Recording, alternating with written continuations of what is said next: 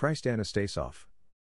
A visit to Yugoslav Macedonia. Report given before the 36th Annual Convention of NPO at Cincinnati, Ohio on September 1, 1957.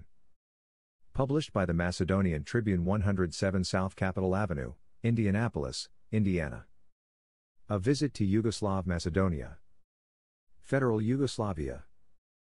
After visiting England, France, Germany, Italy, Belgium, Luxembourg, Austria and Switzerland, my wife and I were obsessed with the idea of going to Yugoslavia, a communist country which vacillates between East and West. More particularly, we wanted to see the social and economic progress which has been made in the People's Republic of Macedonia.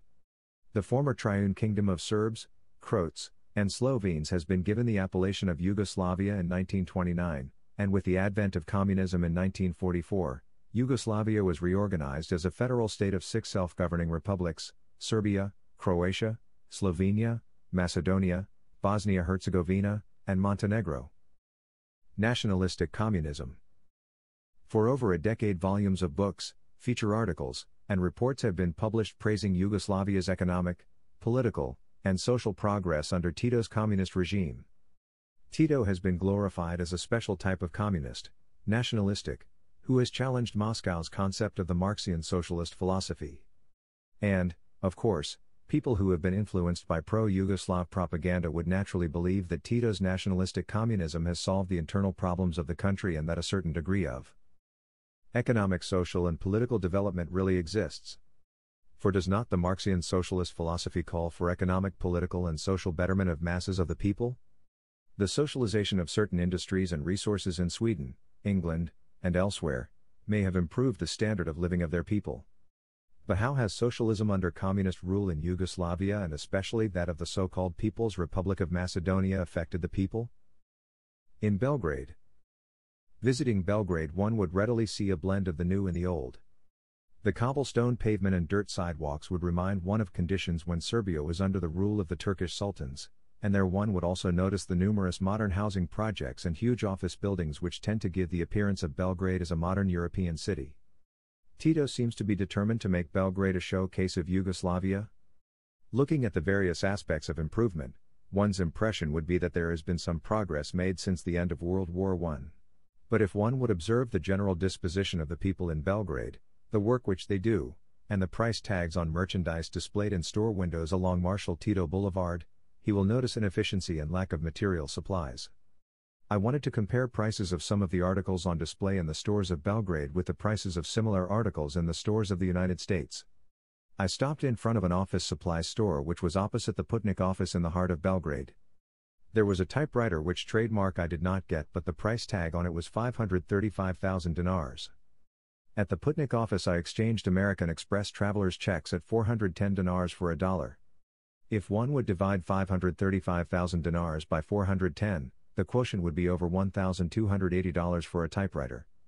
There was also a Remington typewriter with a price tag on it for the equivalent of $900. A small adding machine which may be bought anywhere in the United States for $100 to $125, the price tag on it was equivalent to $1,100. Who can afford to buy such office equipment in Yugoslavia? Child labor in communist Yugoslavia.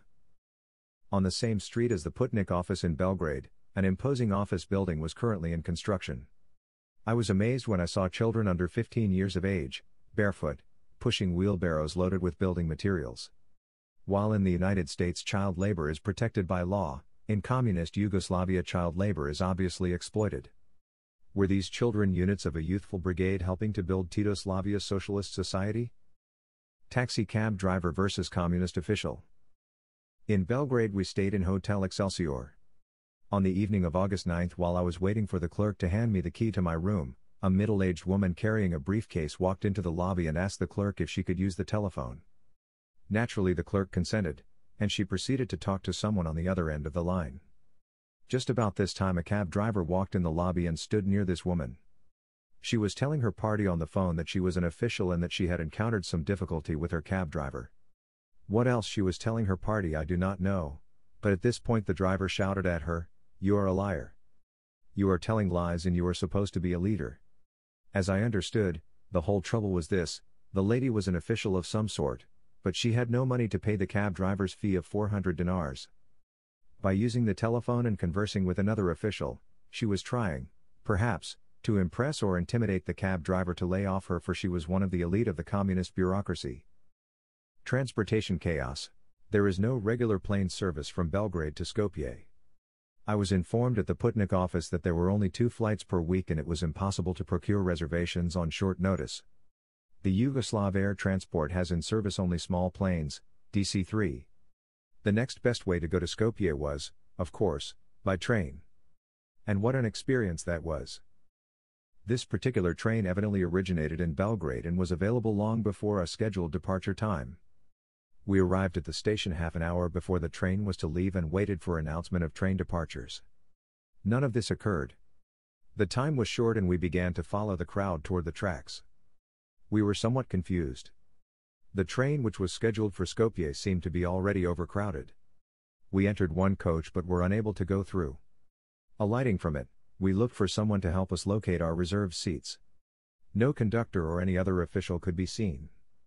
Boarding the train at Belgrade seemed to be a free-for-all. I approached an old man acting as red cap, showed him my reservation tickets and asked him to help us carry our luggage to the proper compartment. We followed him rather hurriedly. The seats in the compartment for which we had reservations were occupied. An army officer, a militiaman, 2 young civilians, and an old woman were already in it.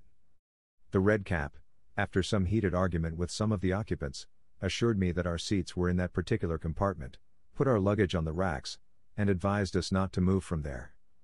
So we stayed. A few minutes before the train started to move, the old woman in the compartment left and her daughter came in and occupied the seat. Talking about the crowded conditions of the train, this young lady informed me that her mother had to board the train several hours before its departure in order to save a seat for her.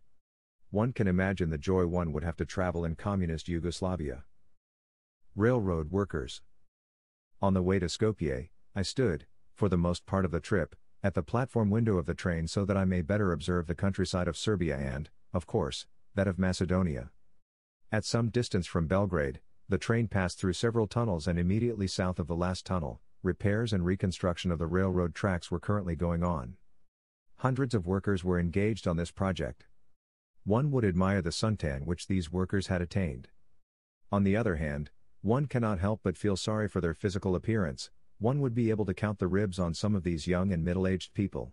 Lined up along the tracks, it was a spectacle to observe their uniformed overseers. One's impression would be that it was a gang of prison workers under police supervision. Their tents erected nearby on the hillside were also an indication that these workers, obviously, had to live close to the project under construction. Menace to roadbed. The Belgrade-Skopje Railroad follows for quite some distance the current of the Vardar River.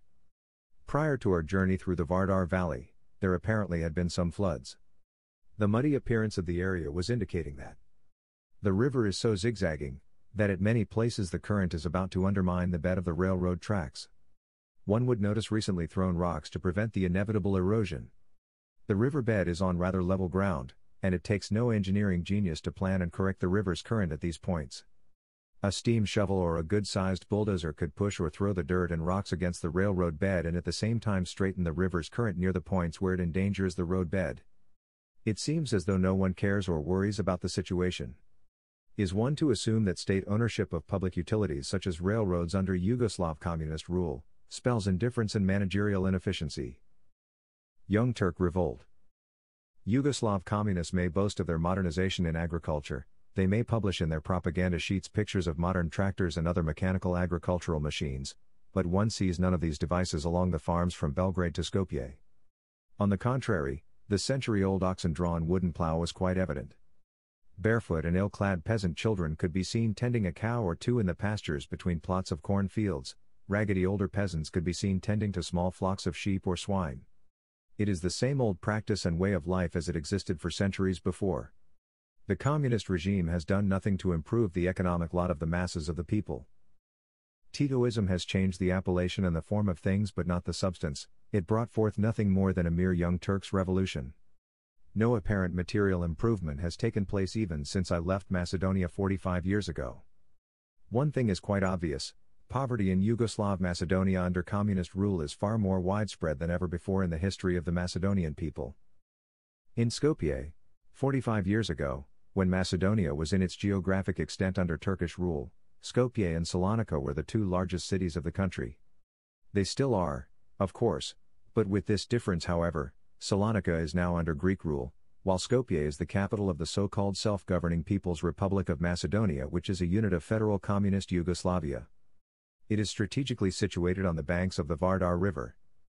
I was told that its population is nearly 160,000 people. Some of the major streets are well paved, but one does not have to go very far to witness dirt sidewalks and streets. Viewing it from Korshum-Lihan, the city has the appearance of a picturesque panorama. One would notice the numerous new homes and public office buildings. The headquarters of the Communist Party of Yugoslav Macedonia is a recently built three-story building only a few hundred yards below. A few blocks to the right of this building one would encounter the whole sector of dilapidated homes and artisans' workshops, narrow and unsanitary streets. At the Skopje station. The railroad station of Skopje is rather good comparing it with Balkan standards. As one emerges from the main entrance to the street, he would naturally look for some conveyance to get to a hotel. Before I had a chance to glance over for a taxicab, my wife and I were surrounded by a dozen Hamali carriers, begging to carry our luggage. But that was not my idea to search for hotel accommodation in a strange city. Across the street there were 4 horse-drawn carriages, which reminded me of Turkish days. To my left, near the station, there were several taxicabs of various descriptions. Neither the cabs nor the carriages were inviting. After some hesitation and discussion with my wife, I picked up our luggage, crossed the street, and at a distance from the station, I asked a gentleman to point us out the location of Hotel Macedonia. At the hotel was only 2 blocks away. We decided to walk, and when we arrived there, we discovered that no rooms were available. The manager of the hotel informed us that currently an exposition, same, as he called it, was taking place in Skopje and that the hotels were all booked. Of course, there are only a few small hotels in Skopje. The manager of Hotel Macedonia was kind enough to telephone to several other places for room accommodations. The answers were negative. Then he suggested we go to the students' dormitory, Studentski Dom, which we, of course, gladly accepted. The trip from Belgrade to Skopje was a hectic one. My wife and I were both tired and any sort of room accommodation was good enough. At the students' dormitory. The students' dormitory is a recently built 2-story building. Since there were no summer sessions at the University of Skopje, the facilities of the dormitory were used to accommodate travelers who were unable to procure hotel accommodations in Skopje. The management of the dormitory, that is, the receiving and assigning of rooms to arriving guests, was handled by a group of young school teachers who were holding a seminar during August. I approached the clerk who was seated behind an ordinary classroom desk, and told him in Bulgarian, of course, that we were sent there by the manager of the Hotel Macedonia to procure a room for the night. When they heard me speaking Bulgarian to them, 6 of these young teachers approached me and began to ask me who I was, where I came from, and how long I was going to stay in Skopje. Conversation with teachers. We were assigned to a room and half an hour later I returned to the lobby to converse with my new acquaintances. They stood around me long after midnight. After I told them that I am also a teacher, the subject matter of our conversation centered around class work, subject matter taught, pedagogy, school facilities, and finally we came to the subject of the new Macedonian language. I spoke to them in Bulgarian, which they well understood. And why shouldn't they? The fact that their vocabulary contained a mixture of Serbisms and words of a local dialect did not necessarily mean they could not speak Bulgarian. Answering some of their questions, I told them that I was born in Aegean Macedonia and that 45 years ago I went to the United States where I completed my secondary and university education. But how do you remember the Macedonian language? You are speaking it very well, asked one of them who is currently assigned to teach the new Macedonian language in a school in Tita Veles. Young man, I said, the language with which I am now conversing is not Macedonian language. It is Bulgarian. It is the language of your father and mother as it was the language of my father and mother. I am of Macedonian descent as you are. I learned to speak Bulgarian in the village where I was born and in the city where we moved to live, Leirin, which is now, as you know, under Greek rule. I left Macedonia in 1912 while the country was under Turkish rule. In what is now Greek or Aegean Macedonia and also Yugoslav or Vardarska Macedonia, there were hundreds of Bulgarian primary and secondary schools, churches and monasteries. Where are they now? I asked. Here in Skopje prior to 1912, I continued, there were several primary schools and the well-known St. Kirill and Methody gymnasia. What happened to them? Huh? In addition, there was also a Bulgarian pedagogical school in Skopje whose director was the noted Bulgarian Macedonian revolutionist Hristo Matov from Struga. What became of this school? I asked again. Aware of facts. My listeners began to show signs of bewilderment. No one was in a position to answer my inquiries. On the way to my room at the end of our interesting discussion, one of these young teachers approached me and said in a low voice that his father had told him about Bulgarian schools in Bitolia and also about those in other cities and towns throughout Macedonia prior to 1912. Yes, I said. Your father has told you historic facts. My brother, who now lives in Sofia, Bulgaria, attended the Bulgarian gymnasia of Bitola. But can you tell me, I asked, what became of the Bulgarian gymnasia of Bitola? At this time, the young man's reluctance of indulging in further discussion of such matters was obvious. Places to visit. Our scheduled program for the following day was to visit some points of interest in Skopje. We wanted to visit St. Spas, Our Savior, Church, where Delchev's bones are now resting, the historic fortress prison Korshumli Han, the spot near the Vardar Bridge where Mara Bauneva in 1928 assassinated Prelec, the Serbian tyrant of the Macedonian people and then took her own life, bookstores, schools, and the headquarters of the communist newspaper, Nova Macedonia. Walking in Skopje. The transportation facilities in Skopje are limited. The few double-decker buses which they have serve only a certain section of the city. As for taxicab or horse-drawn carriage service, well, that is out of the question. Because of this situation, I asked one of my new acquaintances at the students' dormitory to accompany us as a guide. He graciously agreed. The next morning, instead of one, two of these young men came along. And from 8 o'clock in the morning until 11 in the evening we walked together to the places which we wanted to see. Visiting bookstores. We stopped at several stores trying to purchase a copy of the History of the People's Republic of Yugoslav Macedonia as written since 1944. At the first two bookstores, no copies were available. We were told to try at Gotze Delchev Printing and Book Shop. Across the street of Delchev's bookstore, there is an elementary school. Several workmen were doing some repair work on the building. I asked my companions if it would be possible to visit the school. It was agreeable with them and so we went there. As we entered the school, to the right was the school library which happened to be open. On the library tables and on the shelves around the room there were many magazines. There were no books visible on the shelves of the library except a few volumes of which some were in French and some in English enclosed in two small bookcases. The presumption is, of course, that the children of this school had no appropriate books to read but plenty of communist propaganda sheets. Visiting the same. Currently there was an industrial exposition in Skopje called by the new Macedonian language Same. The products of agriculture and industry of Macedonia were well displayed in a good-sized 3-story building. Here we spent several hours and visited every display booth. There was some beautiful household furniture with price tags from $650 to $800 per set. There were on display 3 washing machines, products of the Komenovo factory with price tags on them from $140 to $175 each. Who can afford to buy these products of Macedonia's industry where the teacher's salary is 11,500 dinars per month, about $29, and that of a waiter 9,000 dinars, $22, per month? We are making great progress, said one of our companions in Bitola. He said the government built a tannery factory and also a Frigidaire factory. I am glad to hear that, I said. Let us see some of the Frigidaires which are on display here, I said. I don't think they have them here, my companion replied. Why not? I asked. The Frigidaire factory in Bitola was only recently completed. I don't think they are in production yet, he answered. And, of course, there was not a single Frigidaire to be seen at the exposition. Largest factory in Europe. As we were looking around in the textile displays, my wife noticed embroidery threads of different colors. She wanted to buy some of this thread just to compare quality.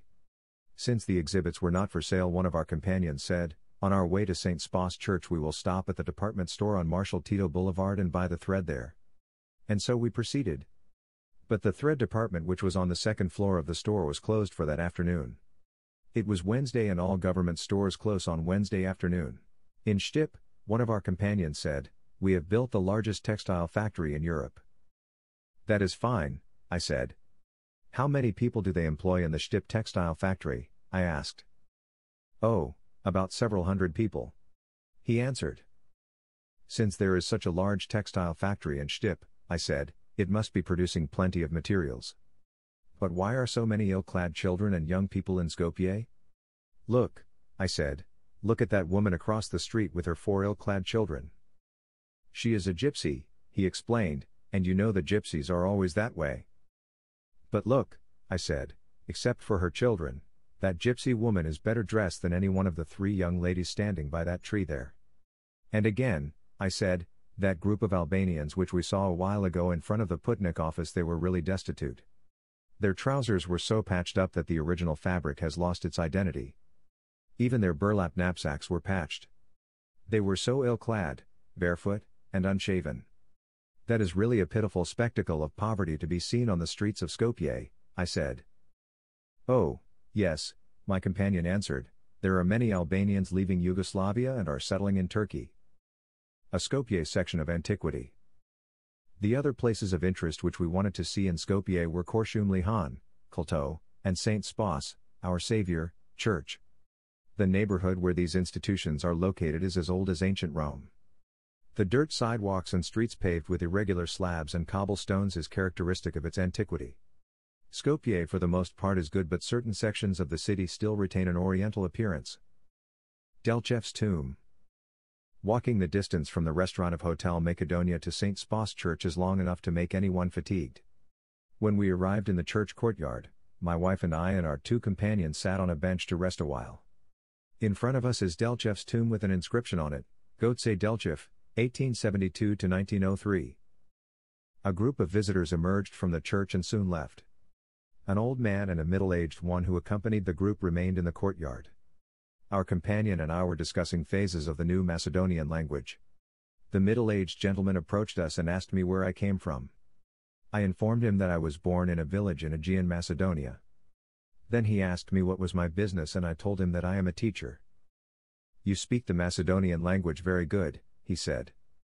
"Yes, but the language with which I now converse with you is not Macedonian language. It is the Bulgarian language which I have learned many years ago," I said. "You are a teacher and naturally you have studied it," he replied. "Yes, I am a teacher, but I teach school in America," I said. "And there, as you probably know, the language of the people in schools is the English language. For the past 45 years I have lived in the United States, and there the Bulgarian language is not required or taught in the schools. The language with which you and I are now communicating is Bulgarian, which I learned from my father and mother in the Bulgarian school which I attended in my native village of Turi, now under Greek rule. You understand everything I am saying, don't you?" I asked. "Yes, I do," he answered. "Well, I understand you too," I replied. "But some of the words in your vocabulary," I continued, "are Serbian and no doubt are of recent substitution to the vocabulary of the Bulgarian language, which is spoken by the Macedonian Slavs, including, of course, those of Skopje." "Sir, what is your occupation?" I asked. "I am chinovnik, an official," he answered. The box in which Delchev's bones were shipped. At this time I suggested to our companions that we go into the church. We were now accompanied also by an old man who acted in the capacity of a guide and lecturer. In this respect he was good. With an electric light in his hand, the interior of the church is quite dark, he covered every part of the iconostasis and explaining to us in detail the theme of each carving. There to the left of us was the wooden box in which Delchev's bones were transported from the resting place in Sofia, Bulgaria, to that in the courtyard of St. Spas Church in Skopje, the capital of Yugoslav Macedonia. It was the most disgraceful act on the part of Bulgaria's communist regime. In what respect did Delchev serve the cause of Serbia's nationalism? The box which contained the bones is a square shaped with pyramid-like top.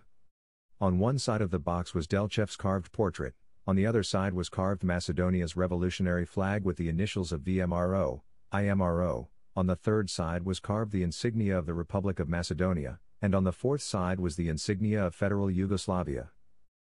History of St. Spas Church. St. Spas Church, which one would notice by its steeple, is located near the right side of Korshumli Han, an ancient fortress castle, and on the left bank of Vardar River. It was built in the 18th century, after the Big Fire of 1689, during which the bigger part of Skopje, together with the former medieval church, was burned down. The outward appearance of the church St. Spas is quite simple. Several stone steps take you down to it. The interior of the church consists of 3 naves. The middle nave is vaulted in the form of an arch, while the 2 side naves are flat and covered with boards. In the western part of the church a gallery for the women has been erected. The church got the aspect it has at the present time, during the 19th century. The iconostases and the icons were finished in 1824, and in 1867 a part of the throne icons were painted. Of the preserved iconostases of the Macedono-Bulgarian churches, that of St. Spas of Skopje, with its ornament-style composition, themes drawn from social life and figures from the fauna and flora of the country, is particularly remarkable. At the end of our visit to the church, I asked the guide lecturer if there is any literature pertaining to the history of St. Spas Church. Before he answered my inquiry, the other fellow interjected and said, "Yes, there were some Bulgarian brochures, but none are available now." Discussion about the new Macedonian nation. Emerging from the church and to the right, I noticed Gotse Delchev's portrait hanging on the church courtyard wall. Before we left the premises, the question of the new Macedonian nation came up. Addressing myself to our new companion, the official, I said, "For centuries before Delchev was born, during his period and until 1944, no one has ever heard of such nonsense as a Macedonian language or a Macedonian nation. The Macedonian liberation movement, which was led by Delchev Gruev Tashev Todor Alexandrov and now by Ivan Mihailov, has been working for the freedom of Macedonia. And the language which they used in their agitation and organizational work among the peasants and city folks of Macedonia was Bulgarian." Participating in the Macedonian liberation movement as district leaders, I continued, there were also Macedonian Romanians such as Mitar Vlahot and Pito Guli. They too had to use the Bulgarian language. Why? Because the bulk of the Macedonian population among which they worked was Bulgarian. Anyone who is familiar with the Macedonian question would tell you that Macedonia was cut off in 1878, from the then liberated Bulgaria and put under the rule of the Turkish Sultan. Delchev's aim was to free Macedonia and create a self-governing country, I said. You are telling me now that you are Macedonian but not Bulgarian. Of course you are Macedonian, I said. I myself am from Macedonian extraction. When someone wants to know my racial belonging, I would say I am Macedonian Bulgarian. I am saying this, I said, just to indicate from what ethnic group of Macedonia's population I have originated. Sir, I said, look at that minaret to the left and beyond St. Spas Church. Is not that a Turkish or Mohammedan church? Yes, it is an old Turkish Jamia, he answered. How long has that Jamia been here? I asked. Oh, he said, there are a number of them built when the Turks ruled Macedonia. Then there are Turks living in Macedonia. Aren't they? I asked. Yes, he answered. We saw a wooden bridge over the Vardar River, I said, and my 2 companions told me that it was Evreski Outmost, the Jewish bridge. The reason for its name, they explained to me, was the fact that the neighborhood there was Jewish. The presumption then is, of course, that in Skopje, like in many other Macedonian cities, there lived Jewish people. Then again, I continued, we saw a group of Albanians in front of Putnik office, which also indicated that there are Albanians living in Macedonia.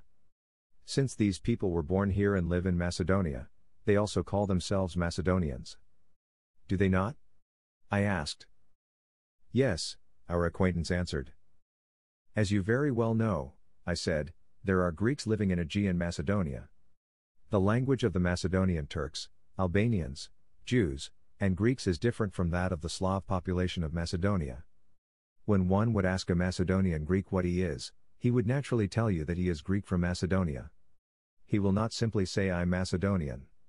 He would qualify his ethnic belonging. So would a Macedonian Turk, Albanian, Romanian, and Jew answer. That is logical. For they all are Macedonian but of different linguistic and ethnic groups. Sir, you are telling me that you are Macedonian. Granting that you are. But to what ethnic group of the Macedonian population do you belong? I know, I said, you are not a Turk, a Greek, an Albanian, nor a Jew. That is quite obvious because we both speak the same language. What are you then? I asked.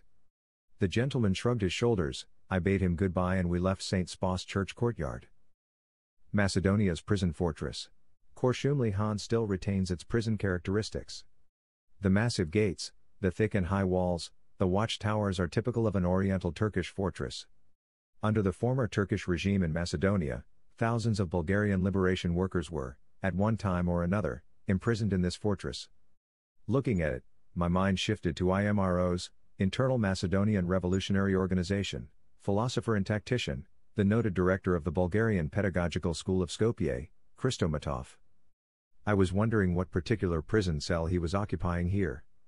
And then again my mind shifted to IMRO's recent idol, Todor Alexandrov, and figuring how he managed to escape in 1904 from this gruesome prison castle. Then too, I began to think how many Macedonian Bulgarians were thrown in this prison by King Alexander Karađorđević of Serbia, just because they professed their Bulgarianism. And what part of this prison is currently used by the Serbo-Communists of Skopje to imprison those who dare to challenge their Serbian assimilative policy, I do not know. Under the circumstances I was in no position to ask for this sort of information. Our last dinner in Skopje. The time to leave Skopje was approaching. We invited our schoolteacher companions for a farewell dinner. Since we had our breakfast and lunch together at Hotel Macedonia restaurant, we decided to go elsewhere for our dinner. One of them suggested a new restaurant which is on the roof of a recently built 4-story building, a block or so near the railroad station. It was a very good up-to-date restaurant. My wife and I ordered our food, but our companions were more or less reluctant to do so. They were very courteous and obliging young men, but timid. I know their names, but for obvious reasons I refrain to mention them here. Young men, I said, don't be bashful. Order anything you want. You were kind and gracious enough to be with us all day, which, of course, we greatly appreciate it. You are our guests now and don't hesitate to order anything you desire. One of them said, Mr. Anastasoff, you have spent too much money on us today. We don't want to impose on you, he concluded. Well, I said. You just don't worry about us. Think nothing of it. You just order your food and drinks. We are happy to spend American money in Skopje. And at the end my wife had to order the food for them. Obviously, they have never been used to eating in a restaurant since they did not know how to order food from the menu. Suspicious of American dollars. The food was excellent and quite reasonable. For 4 of us, the bill was 1,280 dinars or a little over $3. When the waiter presented me with the bill, instead of dinars I gave him $4 and told him to keep the change. He looked at me suspiciously and then looked at the dollars and said, Mister, I cannot take American dollars. Why? I said. If you take them, he said, I might be accused of speculation. Oh, don't worry, I said. We are shortly leaving for Belgrade. This is good American money and you can use them to your advantage. He gladly concurred and we left.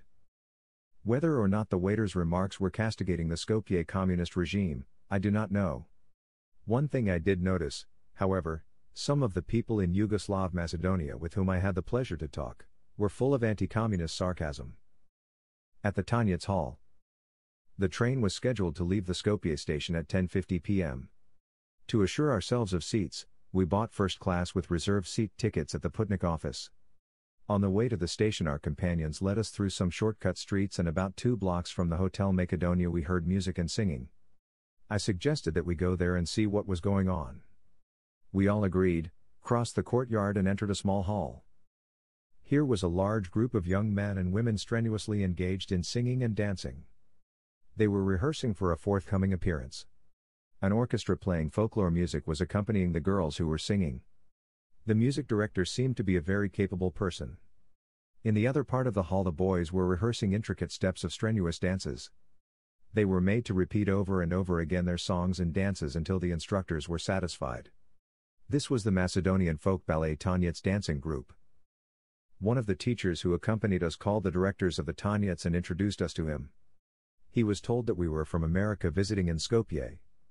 He was happy to meet us and he informed me that he has spent some time in San Francisco, California, for specialization as he told me. For our benefit, he ordered the rehearsing group to perform some Bulgarian dances. The boys put every ounce of skill and energy in performing the various folklore dances. It seemed as though they were gracefully flying in space. Unfortunately, our time was getting short and we were unable to stay any longer to enjoy the virility of these dances and the radiance of their music. The Skopje station doorman. We arrived at the station about half an hour before the train was to leave.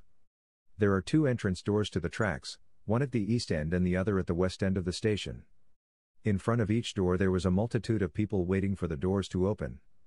The train for Belgrade was already there. Since we had our tickets and also reserved seats, one of the accompanying teachers suggested that we go and board the train earlier. We agreed. But there was an unforeseen obstacle which we were unable to overcome.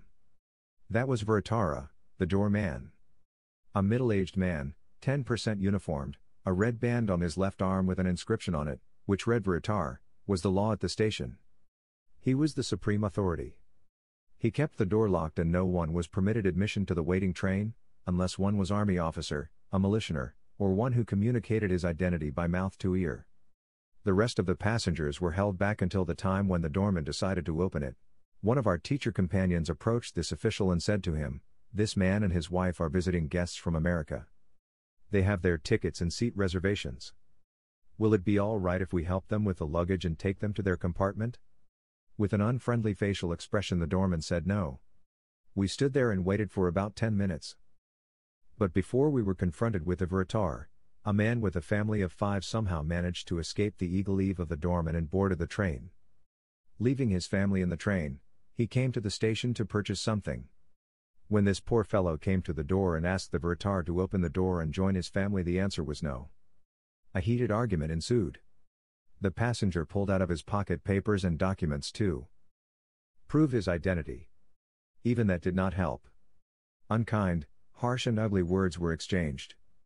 Nevertheless the Vertar imposed his authority.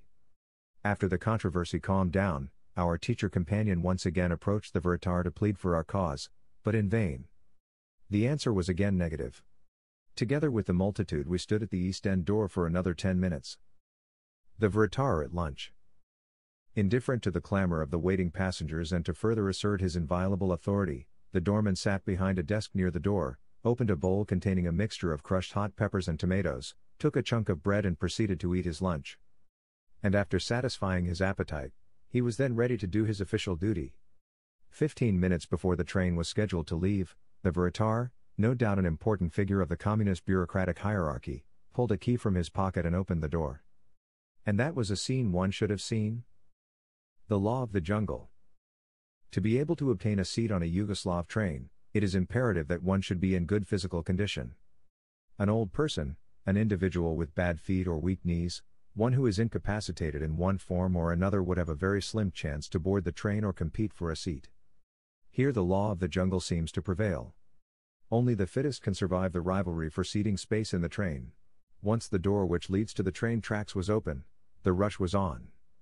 People began to throw in through the open windows of the train their bags and luggage. Shouting, pushing, blocking the entrances to the cars, running from one car to the other, some getting in, others coming out, and no one was there to check on passengers' tickets and give the necessary direction. We, too, were looking for the car in which our reserved seats were supposed to be. One of our companions managed to locate the conductor and showed him our reservation tickets. Only a few minutes before the train started to move we were able to locate our seat compartment. We now bade goodbye to the 2 young teachers who were kind and gracious to accompany us to various parts of Skopje. Passengers' discontentment. There were 2 young men, who soon had to vacate our compartment, which they occupied. The younger of the 2 addressing his companion bitterly complaining about the lack of train accommodations. "They are telling us that there are railroads, electric trains, omnibuses, and planes for transportation in Yugoslavia. But to get a seat on the train," he said, "one must have a knife or a revolver." Interjecting myself at this point I said to him, "Young man, you are right. I can't help but agree with you." And before I had the chance to say anything further, he looked at me and reservedly said to himself, "I better not talk like this." "Oh," I said, "don't be afraid. I am not from Yugoslavia. Your complaint is legitimate. Anyone can see how bad and inadequate is the train service." "Who are you?" he asked. "I am an American," I said, "but born in Greek or Aegean Macedonia. For the past 45 years I have been living in the United States." My wife and I came here to visit Yugoslav Macedonia. Introducing himself, he told me that he was a chemist and that his companion was an architect. They were both from Skopje and going to Belgrade. Then I told them that I am a teacher and we are on the way returning to the United States. In another car of this train, said the chemist, is a friend of mine who is professor of the University of Skopje. Would you like to meet him? Yes, I said. Few minutes later they brought the professor to our compartment. He was a well-built, middle-aged person. I extended my right hand and said, Professor, it is a pleasure to meet you. My name is Anastasoff. I am also a teacher but in the secondary level. I am Professor Vasil Chipov and am delighted to meet a colleague from America, especially one who is of Macedonian origin. Professor, what is your field of specialty? I asked. I am Professor of Philology at the Skopje University, he answered. What are you teaching? He asked me. I am teaching history. I answered. The professor's confusion. After exchanging few pleasantries, the professor said to me, in America there is one Anastasoff who has been attacking Yugoslavia. Evidently, at our introduction my name did not register with the professor. 2 years ago he was in this country as an official guest. He was honored, feasted, and taken by automobile to various cities and places of Yugoslavia. He appeared to be a very good friend of ours and promised to write his impression of this country.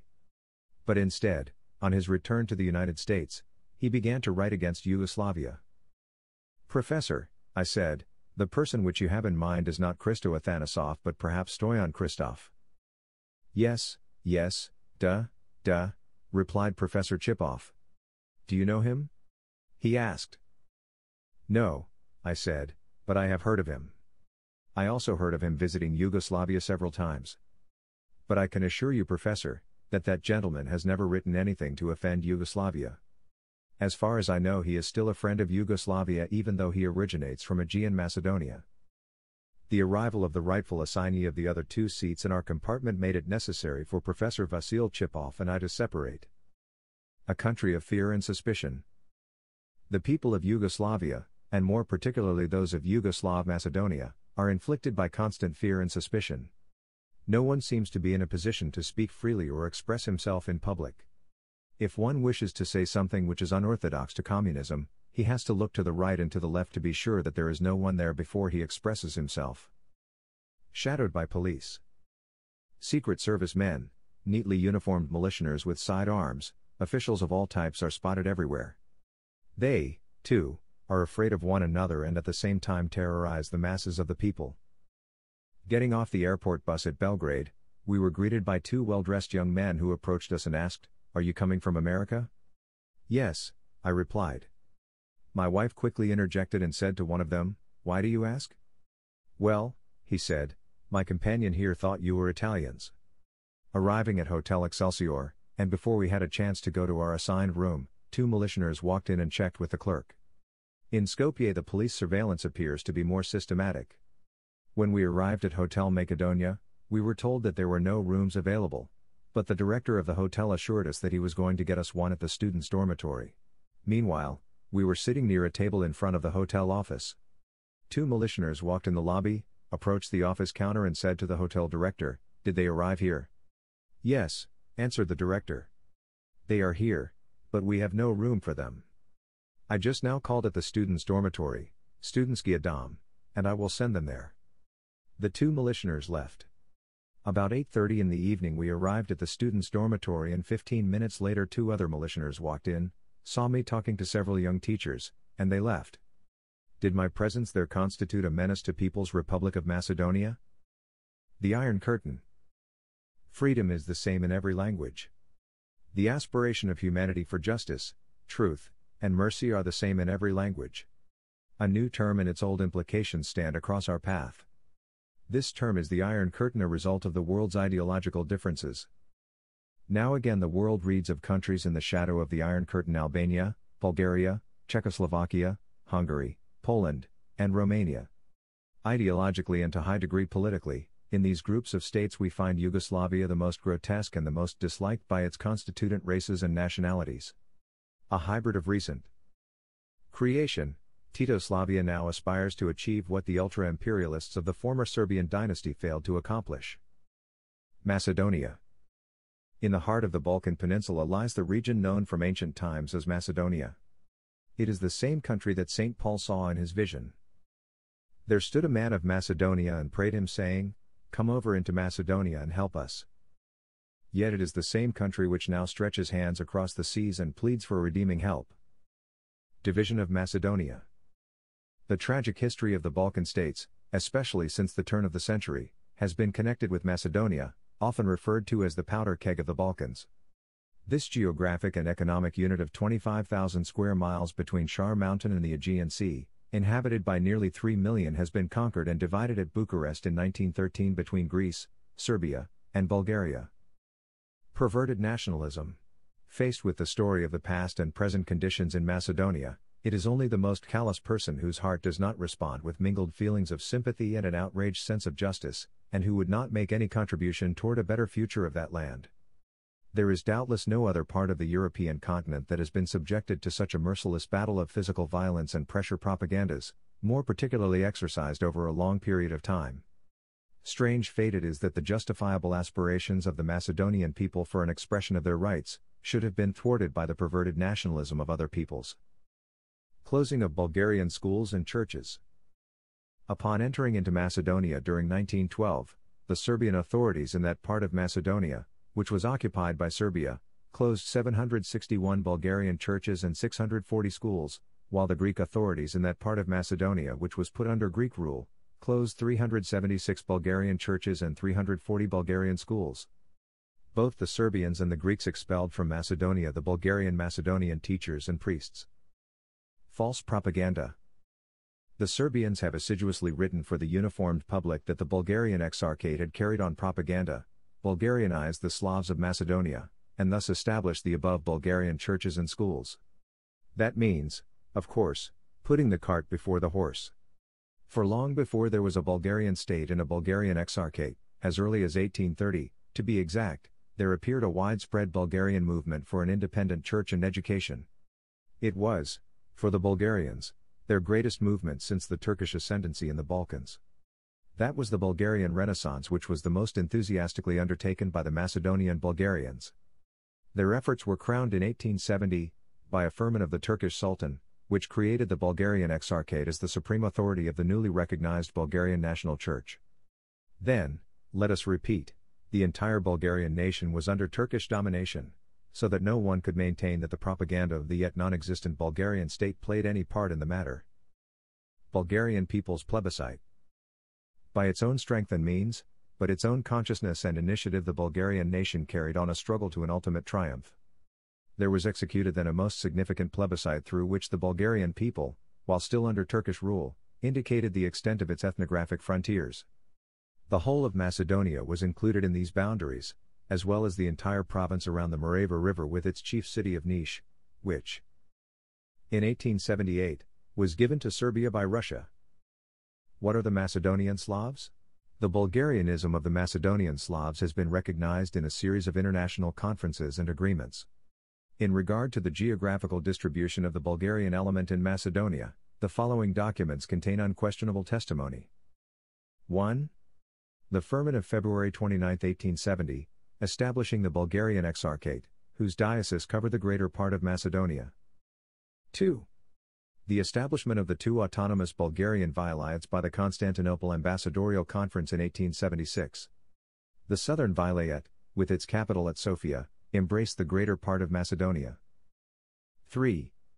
The Treaty of San Stefano of 1878, which included all of Macedonia and the Big Bulgaria. 4. The reform area laid down by the Mersteg program in 1904, after the Bulgaro-Macedonian revolt of the previous year. This excluded the Greek districts in the extreme south. 5. The Protocols of the Berlin Treaty of 1878, in which Macedonia is referred to as Bulgarian. 6. The general and local insurrections in Macedonia, the Maleshevo in 1876, the Kresna in 1878, that of Okarita in 1881, the one of Pirin in 1878, the Vinitz in 1897, the Melnik in 1902, and the Bitala, or Ilinden insurrection, of 1903, in which took part more than 30,000 Bulgaro-Macedonians. 7. The Serbo-Bulgarian Treaty of March, 1912, in which the Serbians solemnly recognized that Macedonia is Bulgarian. 8. The statistics of the Bulgarian churches and schools in Macedonia, according to which the Bulgarians in 1910 possessed 1,359 schools with 79,519 pupils, and 1,201 churches and monasteries with 1,132 priests. David Lloyd George's testimony. Let us also consider testimonials of statesmen like David Lloyd George and Sir Winston Churchill, who have definitely pointed out the truth, that in Macedonia live Bulgarians. In his Memories of the Peace Conference, Volume 11, page 899, Lloyd George writes, "By many authorities the most tragic instance of minority oppression in violation of the 1919 treaty is held to be that of the 600,000 Macedonians, now resident within the borders of Yugoslavia. Of this community an overwhelming majority are of Bulgarian stock and language, in other words, Bulgaro-Macedonians." Winston Churchill's testimony. During the period of the First World War, Winston Churchill interceded in behalf of Bulgaria and pleaded with Serbia to cede to Bulgaria the provinces in which the Bulgarians' population predominated.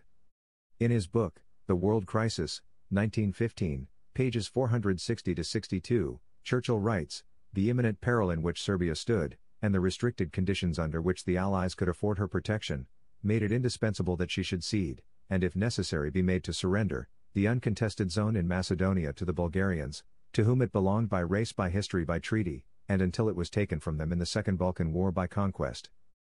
Serbia, even when at the last gasp during the first Austrian attack upon her in 1914, had found it necessary to keep large numbers of troops in the Bulgarian districts of Macedonia to hold down the native population.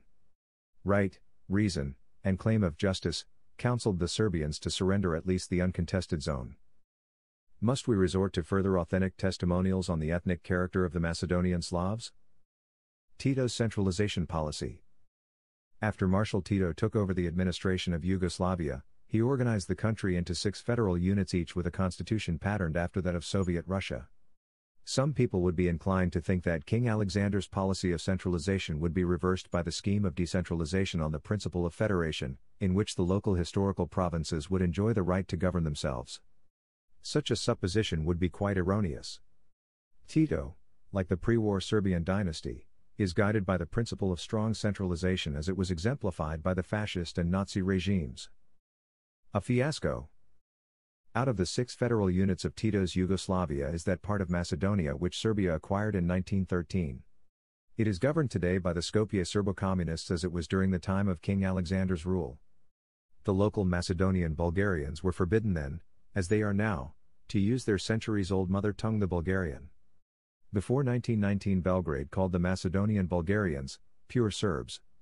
Ignoring the geographic historical concept of Macedonia, the Belgrade regime renamed the country as Southern Serbia. Using every possible means of assimilation between 1919 and 1939, Belgrade failed to Serbianize the Macedonian Bulgarians. To that of Ski. Familiar with this fact and working to attain the same objective, Tito and his chief of police, Rankovic, began to apply a different but far more crafty method. They announced to the world that they would recognize the name of Macedonia, and permit the local population to use a Macedonian language. While before the war King Alexander's regime was changing the names of local Bulgarians by adding to their last name the suffix "ik", instead of "off."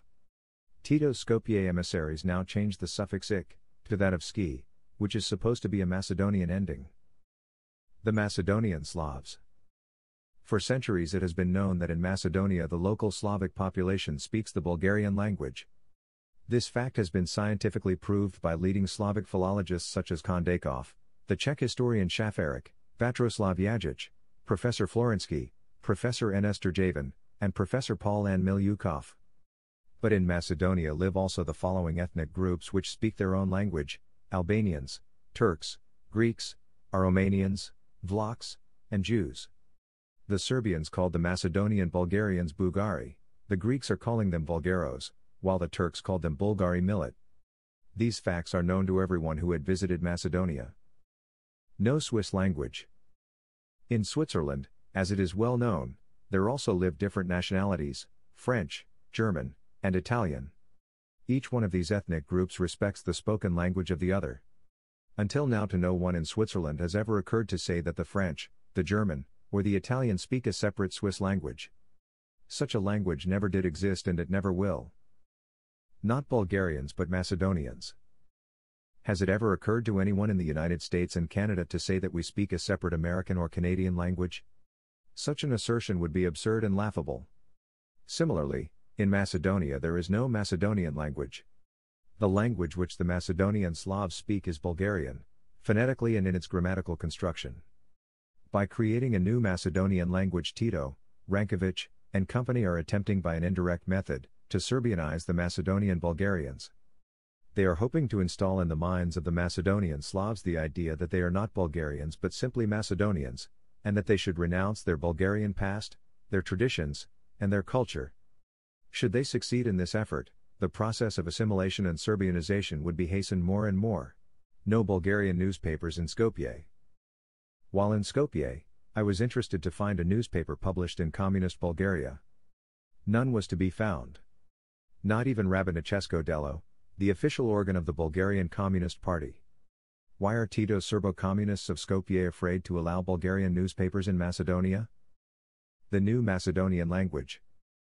Newspapers and books which are being published today in Skopje, the so-called capital of the Federal People's Republic of Macedonia, are written in a dialect spoken only in northwestern Macedonia. The other parts of Macedonia were neither asked nor taken into consideration when the new Macedonian language was organized. But even this Macedonian dialect, the basis of the new Macedonian language, is greatly distorted. It has been mixed more and more with Serbian words, which were never before used by the local population. The grammar of the Macedonian language.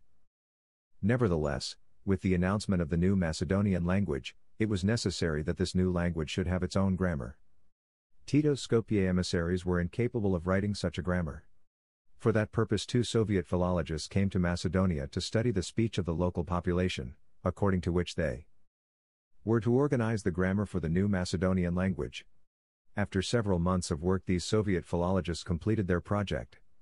When they compared the grammar which they compiled on the basis of the local speech of the population, they saw to their amazement that it was identical with the grammar of the Bulgarian language. Ehrenberg's testimony. The well-known Russian journalist Ilya Ehrenberg had visited Macedonia 9 years ago. In writing his observations, Ehrenberg pointed out that the language which the local population speaks is Slavic, but it is much nearer the Bulgarian than that of the Serbian language. While this passage of Ehrenberg's article was published in Bulgarian communist newspapers, it was intentionally deleted from Tito's paper, Nova Macedonia, edited and published in Skopje, Macedonia, by Serbo-communists. The significance of this distortion, of course, is self-explanatory. Characteristics of the Bulgarian language. Anyone familiar with the Slavic languages can easily determine that the language of the Macedonian Slavs is Bulgarian. Among many other things, there are these most characteristic distinguishing features, by dint of which generally the Bulgarian language is distinguished from the rest of the Slavic languages, namely: 1. In Macedonia all dialects use the article for the noun, characteristic of no other Slavic language except the Bulgarian. 2. There are no case forms. 3. The comparative and superlative degrees are expressed by the prefixes po, more, and ne, most. 4. There is no infinitive, indeterminate mood. 5. Personal pronouns are used in double form, for example, tebi, te, you, thou, and mine, me, the objective case of I. 6. The future tense of the verb is formed by the use of the little word shall, will.